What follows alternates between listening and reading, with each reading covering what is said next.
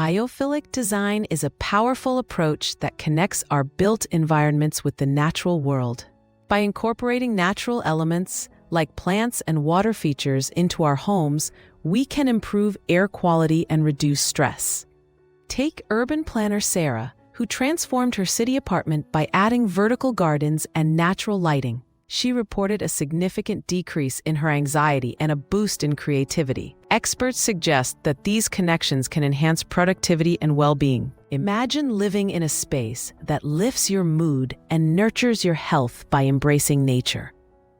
It's time to rethink our homes and make them reflect the beauty of the outdoors.